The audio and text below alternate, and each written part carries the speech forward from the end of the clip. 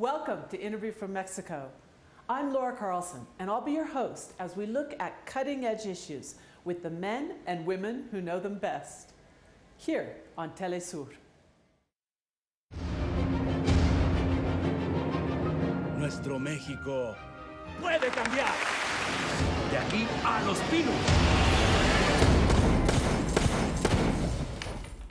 Damian Alcazar is an icon of the Mexican movie industry, and not just for the high quality of his acting, but also for the messages that he carries in his unforgettable roles. This raises a question: what is the function of acting in contemporary society? And how do films entertain us at the same time as they change the way we see our world? Me cae que no tienes idea en lo que se ha convertido este país. To talk about this issue, we're in Los Danzantes in the center of Coyoacán with the great Mexican actor, Damian Alcazar. Damian, thanks so much for being here with us on Interview from Mexico. Muchas gracias, es un placer, Laura. Well, I wanted to start out, your movies have a strong social criticism. And when we look back, it almost seems like Mexico has gone from bad to worse. There's more violence. The corruption that we see in Herod's Law back in 1999 is the same or worse now than it was back then. How do you interpret this reality as an actor? Bueno, con mucha desesperanza. Well, with a lot of hopelessness, but knowing that we need to do something about it, that we need to talk about it, that we need to show to the people so that they reflect and think about it, all of society, the audience, the public, to see if together we can make the people that are running the country change the country's course, and to clean up and root out all the corruption, which is what principally affects Mexico. And do you think it is worse? Much worse. Much worse. Well, why would that be? What are the causes? And now we have more violence. Yo creo que es los malos manejos de la economía que se queda siempre. I think that it is the bad management of the economy that is always there due to the corruption and the interests between the elite who hold economic and political power. The people's money, the budget, remains in their hands in big or small businesses between them, but the citizens don't matter at all. So the situation deteriorates more and more. The hunger, the poverty, the unemployment, and it leads to the violence, along with this big business that is drugs, and only a few people control this business. So it deteriorates. When the economy deteriorates, the people fall deeper into poverty, into unemployment, and human values deteriorate. Al deteriorarse la economía, la gente se va más a la pobreza, al desempleo, se deterioran los valores humanos. Because if the children are hungry, I'll do everything possible so that my kids have something to eat. So I will do whatever. I will steal, and if I have to put my life at risk, because the lives of others don't matter either. And so, yes, the deterioration is constant and deep. Well, that's one of the things I want to ask you about, because in many of your movies, especially the movies by Luis Estrada, you play the bad guy, you're the villain, but it's a kind of an accidental bad guy, because it's this guy who starts out maybe a little bit innocent and then gets pulled into this game and becomes a monster. And this is a really different kind of a concept than the drug war, for example, that tells us like there's the bad guys who are somehow inherently evil that we have to either kill or imprison, and there's the good guys who have to win. I mean, how do you explain that? How do you see this?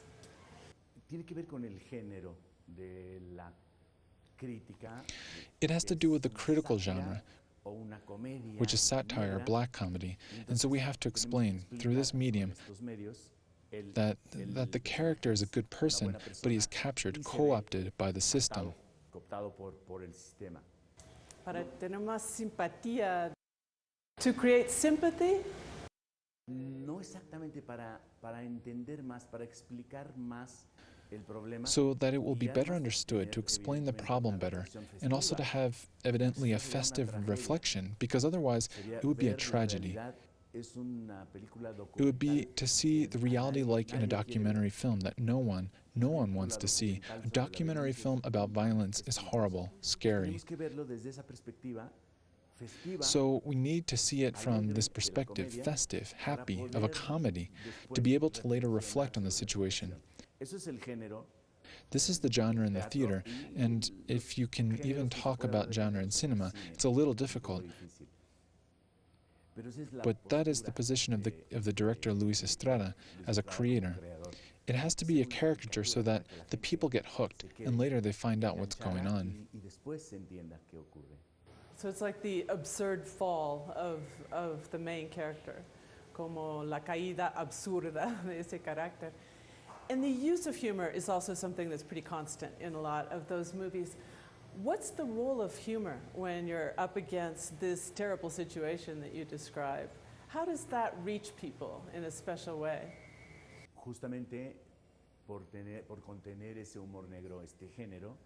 Yes, exactly by containing that black humor, that genre, you can speak to people at an intellectual or socioeconomic level.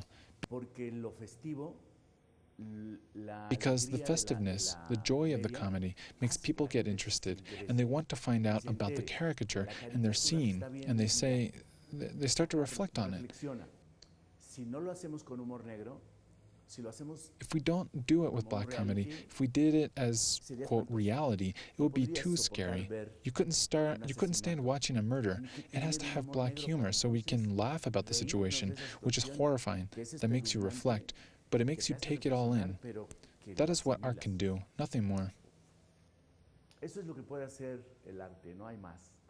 And to laugh is not necessarily to ignore the reality. We hope not, but unfortunately no. The results don't... We can control, no? People forget easily. They laugh and nothing more happens. You don't move them to act, which isn't the role of film or art. But to move people to a change, to a revolution, but rather the minimum: awareness, sensibility, imagination. Well, I think that these movies in particular have generated so much social debate, and they've had such an impact in Mexican society in particular, that you can get a pretty good sense that they're going a step beyond just entertainment, no? Sí, Laura, pero... Yes, Laura, but we look at the results from 1999 to today, and if they had really had an impact on the people, the party would not have gained power again, ever, no? People forget. It's a caricature. Sometimes they enjoy themselves, and then they vote for them again. And, it doesn't matter. There's an awful aspect of our situation. Yeah, I think a lot of us didn't expect that it could happen, a return of the PRI, after the lessons learned over more than 70 years. And here we are again, no? Minimum. And that's why, yes, the deterioration has been greater and greater and greater. We no longer know what's next. They already took our oil, and now they want to privatize water. These are unprecedented events, very strange. They came back after 12 years of not having the budget in their hands, and they returned to make up for the lost time. It's as if those 12 years prior, they want them back. We're lost.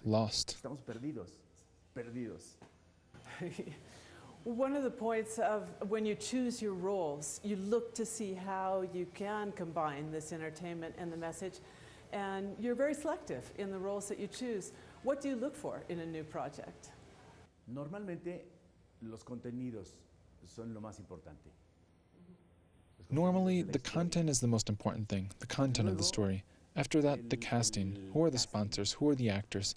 Of course, the director is very important. ¿Quiénes son actores? Por supuesto, el director es importante, o la directora. No solo hago... I don't only do stories that have to do with social and the political, but if you take an interesting story, it does have to do with society. Because if it's a couple in love, they get married and they can't survive because they don't have jobs. So you start to see what happens with unemployment, what happens with the peso when the currency gets devalued more and more. And he doesn't have money, and their love falls apart. So In the love story, you are seeing things that have to do with society, things, the context of your reality of daily life is the world people live in.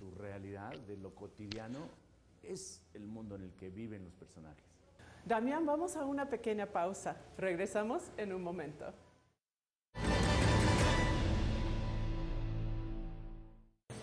Welcome back. We're here with Damian Alcazar talking about the dismal situation in Mexican society and the role of theater and film in this situation. Damian, when we left, we were talking about how you choose your next project. Of course, you've had hundreds of projects. And one of the things I wondered about that is, do you feel like you have complete freedom of expression and can choose a project and carry out a project the way you want in this context?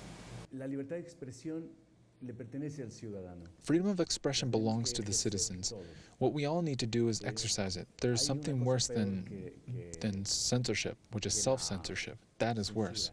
La autocensura. Esa es peor.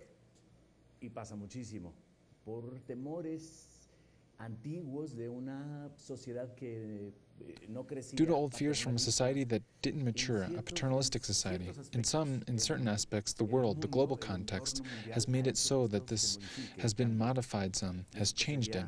Mexico would be 3 times worse if the state were still entrenched in its position against freedom of expression, against freedoms, against citizens' basic liberties.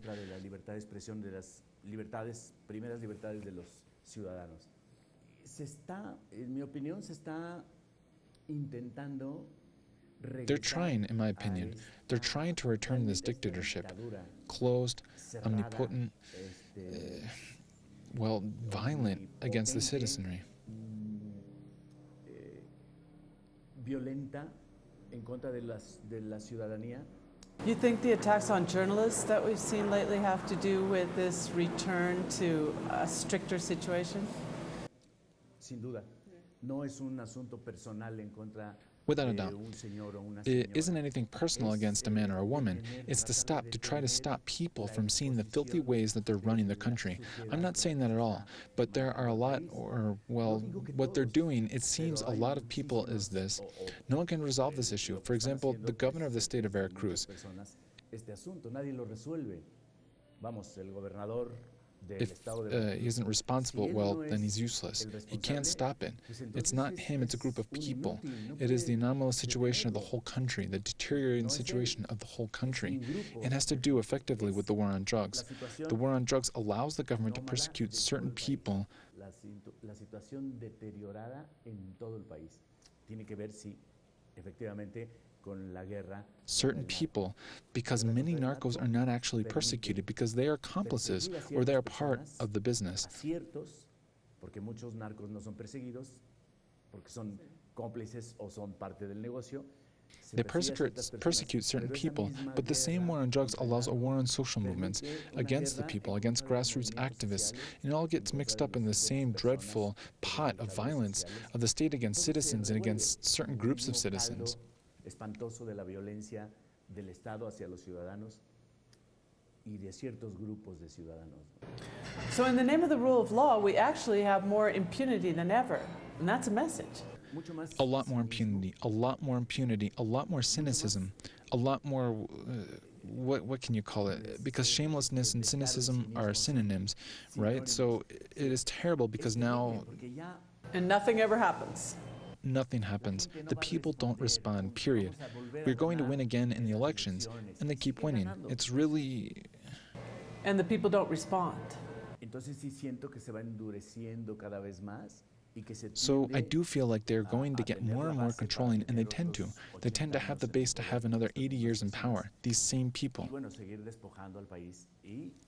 And, well, to keep looting the country, and the citizens really are unprotected. The common citizen in Mexico has nothing. If they have work, it is badly paid. It is temporary work, and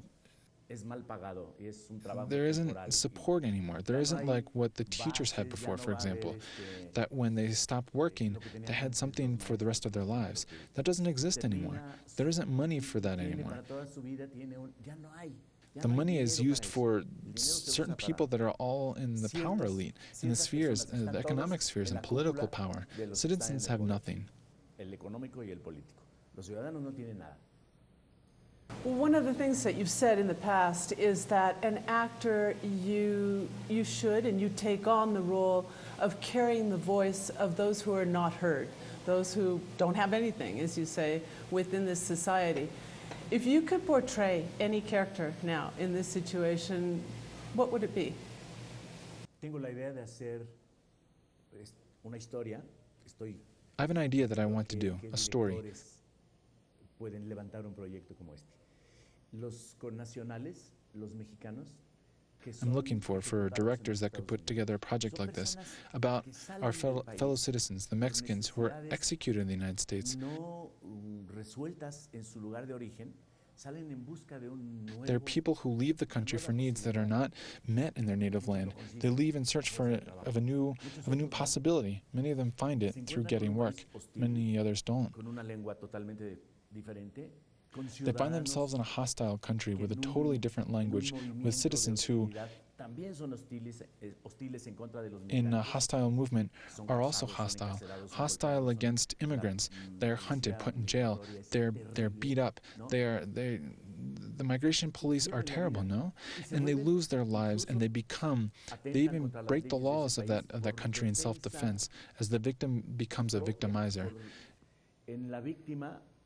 If there is a possibility for revenge, they will take it, and then lo voy a hacer. Y entonces ese buen ciudadano, ese buen hombre de campo, en ese trayecto se vuelve una persona extraña con un país hostil y violento. That good citizen, that good man from the countryside, in this process becomes a stranger in a hostile and violent country that is violent towards him, and he ends up dead because he broke the laws or took a life. Y nosotros, mataron a una, no importa, pues se lo buscó. Esa es una cosa terrible de la que hay que hablar.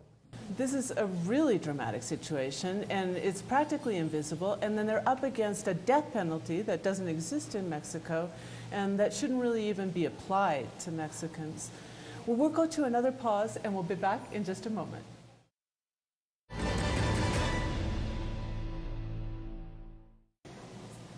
We're back with Damian Alcazar talking about Mexican theater.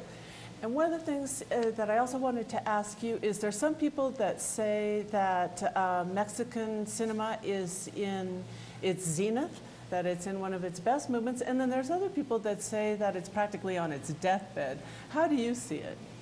Nosotros no tenemos, por desgracia, no tenemos pantallas para el cine mexicano.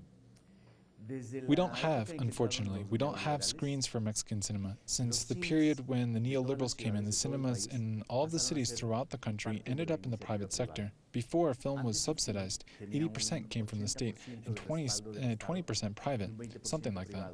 There were a lot of movie theaters. There aren't anymore. There are two families and they are business people. They don't care at all. No les importa en absoluto. Y puede ser que una sola sea mexicana, los otros son extranjeros. No les importa la cultura. And maybe only one is Mexican and the other is foreign. They don't care about culture or the history of their country. All they care about is their business, and that is their right. It's just that the state gave up its responsibility it had and should have. So without theaters that show it, Mexicans don't know about Mexican movies. The majority of Mexicans don't watch Mexican movies, just like they don't watch Colombian cinema, Uruguayan cinema, Korean cinema, Indian cinema, Chinese cinema, which is marvelous, all the international cinema. It's all from Hollywood then. No tenemos pantallas, solamente we don't have theaters for Mexican movies. The theaters only do business with Hollywood, with the United States. That is the reality. There are others who watch high-quality cinema, Mexican cinema, in pirated versions. It's not very significant, though. It's minimal, very minimal. The people who want to look for it have to look for it there. It is an alternative, a bad alternative, but it's the only way to see cinema. And if in even 10 festivals, in at least 8, we get prizes. Mexican cinema is very good, but the Mexican public isn't familiar with it. They don't have a place to watch it.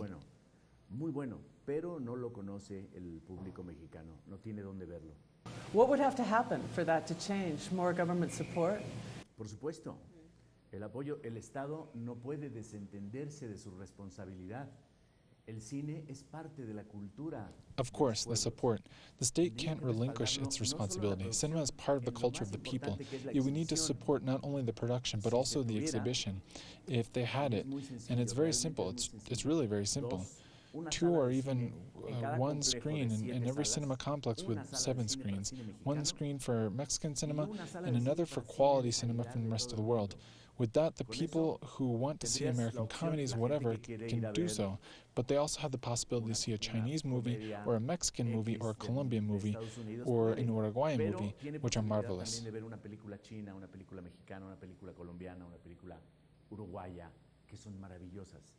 And not even just in the big movie complexes in the large cities, but also out in the villages. People used to tell about how in the desert in Sonora, the theater would bring people together and bring together the village, the families, the youth. Sí, por desgracia también la televisión ha Yes. Unfortunately, television has taken over a lot of the role that movies used to play. Why? Because it's a lot more accessible. You push a button and there it is, in your house, in the comfort of your bedroom. There it is. So the people leave and tastes deteriorate. Mexican television is very bad. In contrast to film, Las historias, las ficciones de la televisión mexicana son pésimas. La televisión norteamericana es muy buena. Es lo mejor que hacen. Es mejor que el cine. The stories, the fictions of Mexican television are really bad. The North American television is very good. It's the best thing they do. It's better than their films in the United States. The television series are much better than their movies, except for a few exceptions. Honorable, wonderful exceptions, no? A few great creators like the Coen brothers or Scorsese, the ones who make really good movies. The rest are just things that are consumed and they don't have any real content at all. The television is much more interesting, but the vast majority of Mexicans don't have access to pay for view television. Entonces el gusto se deteriora, la gente no está acostumbrada a ver historias interesantes o fuertes o complejas, prefiere ver una cosa simple. well, one of the things it seems like is that Mexican productions are kind of creating a niche in terms of themes that have to do with drug trafficking. Is there a morbid fascination for the world of drug traffickers? Yo te quiero decir que no solamente el cine mexicano, el cine norteamericano también. So tastes deteriorate. The people are not used to seeing anything interesting or complex stories. They prefer something simple. Siguiente respuesta. I want to tell you that it's not just Mexican cinema, it's North American cinema too. It's a recurring theme. It is a theme that is in the air, in the reality. And we have to talk about it. We can't avoid it. We talk about, life is beautiful, nothing's going on here. When many tons of citizens are dying every day, they find graves filled with many bodies. How can we talk about what? We need to talk about our reality. There is cinema for everyone. There are stories for everyone. These need to be touched as well. And people who are interested in what is going on in their country, there's no other alternative but to deal with these issues. Oh, that's logical. Well, we don't have very much time left in the program, unfortunately, but I wanted to ask you, what are your upcoming projects? Tengo por estrenar I have 4 movies that will be released soon. dos mexicanas. 2 Mexican movies, Annie Reynolds and Los Ángeles de Acero, which is a comedy that talks about friendship, something that's important. La Delgada Línea Amarilla, which is a story about workers, that's about the problems of a group of workers who are outsiders, losers in the deserts. I have a Peruvian movie, Marvelous, with Salvador del Solar, a Peruvian actor who now with this movie, it's his debut as a director. Este actor peruano que ahora es con esta película es su ópera prima como director. Oh, you've done a lot of work in South America, haven't you? Magallanes se llama. Y tengo otra película paraguaya, it's called.